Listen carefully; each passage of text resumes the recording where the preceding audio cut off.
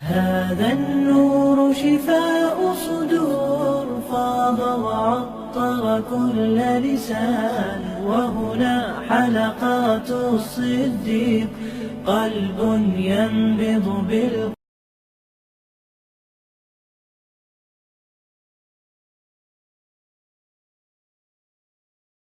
السلام علیکم ناظرین۔ ملحد اللہ کو نہیں مانتا، یہ تو سبھی ہی جانتے ہیں، لیکن آخر کیوں نہیں مانتا؟ کیا اس کی وجہ اس کا حد سے زیادہ بڑا ہوا سائنس پر ایمان ہے، یا پس پردہ حقیقت کچھ اور ہے؟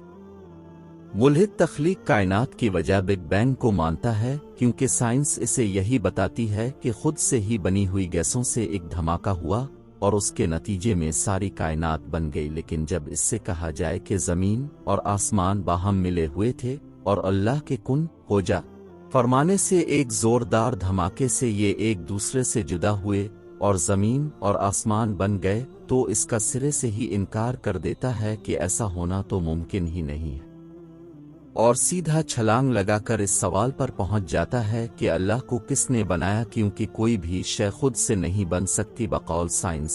جی ہاں، بے شک سائنس یہ کہتی ہے کہ مادہ نہ بنایا جا سکتا ہے اور نہ ہی تباہ ہو سکتا ہے، لیکن سائنس پر ایمان کامل رکھنے والا یہی ملحد بگ بینگ نظریہ کئی مرتبہ سائنس سے یہ پوچھنا بھول جاتا ہے کہ وہ گیسیں خود سے کیسے بن گئیں۔ جب سائنس کہتی ہے کہ مرد کے نطفہ اور عورت کے انڈا کے ملاپ سے انسان بنتا ہے، تو یہی ملحد آنکھیں بند کر کے اس کو مان لیتا ہے، لیکن جب ہم کہتے ہیں کہ مرد کے نطفہ اور عورت کے انڈا سے نطفہ مخلوط تیار کر کے عورت کے رحم میں اللہ انسان کی تخلیق کرتا ہے، تو یہ اس کا انکار کر دیتا، یہ اللہ کے خالق ہونے پر سوال اٹھاتا ہے، نہ کہ سائنس سے کہتا ہے کہ تمہارے اتنی ترقی کرنے کا کیا فائدہ کہ مارکیٹ میں تم مرد کے خود سے بنائے ہوئے نطفہ اور عورت کا انڈا تو لانچ کر ہی نہیں سکے۔ یہ ہمارے ایمان بالغیب کا مذاق اڑاتا ہے اور کہتا ہے کہ اللہ ہے تو دکھاؤ، دکھے گا تو اس پر ایمان لاؤں گا، لیکن سائنس کے کہے پر بنا دیکھے ایمان رکھتا ہے جب وہ کہتی ہے کہ یہ بندر کی ارتقائی اولاد ہے۔ یہ سائنس سے ہرگز نہیں پوچھتا کہ ارتقاء کا عمل رک کیوں گیا ہے، اور بندر سے ارتقاء پا کر اس کے مزید بہن بھائی اس کے گھر میں رونق لگانے کیوں نہیں آ رہے۔ یہ تخلیق انسانی کی ابتدا مٹی سے ہونے کے انکاری ہے، لیکن سائنس سے یہ نہیں پوچھتا کہ کسی جوہر میں خود بخود پہلا یک خلوی جاندار کیسے تخلیق ہو گیا۔ یہ اپنی تخلیق کو نیچر کا کارنامہ گردانتا ہے، لیکن نہ ہمیں کبھی نیچر دکھاتا ہے اور نہ ہی نیچر سے کبھی پوچھتا ہے کہ وہ اسے مارتی کیوں ہے۔ حقیقت یہ ہے کہ سائنس تو فقط پردہ داری ہے، ورنہ اس کو بھی معلوم ہے کہ اس کے ان سوالوں کا سائنس بھی جواب نہیں دے سکتی۔ دنیا میں ایک کثیر تعداد ان سائنسدانوں کی ہے جو سائنس ایک عام ملحد سے کئی گنا زیادہ جانتے ہیں، لیکن پھر بھی وہ مذاہب اور اللہ کے انکاری نہیں ہوئے۔ اب آتے ہیں اصل موضوع کی طرف کہ ملحد اللہ کا انکاری کیوں ہے۔ معاملہ یہ نہیں کہ سائنس اسے اللہ کا انکار کرنا سکھاتی ہے، بلکہ یہ بذات خود عقل بند ہے۔ یہ دعویٰ تو خوب کرتے ہیں کہ ان سے بڑا عقل استعمال کرنے والا اور تحقیق کرنے والا کوئی نہیں، جبکہ حقیقت میں سائنس کے حقائق پر بھی نہیں بلکہ فقط نظریات پر ایمان لانے والے لکیر کے فقیر جاہل ہیں۔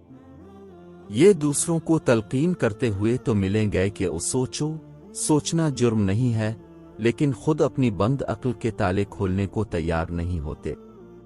چنانچہ ارشاد باری ہے، انہیں تو یہی نہیں پتا کہ اللہ تو خود غور و فکر کی دعوت دیتا ہے، اور زمین میں یقین کرنے والوں کے لیے کئی نشانیاں ہیں۔ دوسری جگہ ارشاد ہے، اور تمہارے نفسوں میں بھی، تو کیا تم نہیں دیکھتی؟ ان عقل بندوں کے علاوہ ایک دوسری قسم کے بھی ملحد ہوتے ہیں، جو پہلے مذہبی ہوتے ہیں اور پھر اپنے نفس کی خوشنودی واسطے الحاد کی گود میں پناہ لے لیتے ہیں۔ ایسوں کا تو سائنس سے سرے سے ہی کچھ لینا دینا نہیں ہوتا، یہ پہلے آزاد خیال والے بنتے ہیں اور پھر مزید آزادی واسطے ملحد بن جاتے ہیں۔ اب اگر یہ اللہ کو مانتے رہیں تو پھر کسی نہ کسی درجہ انہیں اللہ کی مانی بھی پڑے گی، اور یہی وہ اصل چیز ہے جس سے فرار کے لیے یہ سائنس کا ڈھکوسلا استعمال کرتے ہوئے اللہ کے وجود کے ہی منکر ہو جاتے ہیں۔ नफस के ये पैरोकार भला कैसे अल्लाह की इताअत के मुताबिक जिंदगी गुजार सकें? उन्हें बेरा रवी छोड़नी पड़ेगी, फहाशी छोड़नी पड़ेगी, अल्लाह के हुकूक और बंदों के हुकूक अदा करने पड़ेंगे। और उनका नफस हरगिज भी इस पर राजी नहीं है, बस उन्होंने आसान राह फरार इख्तियार कर ली कि ना अल्लाह को मानो ना ही अल्लाह की मानी पड़े।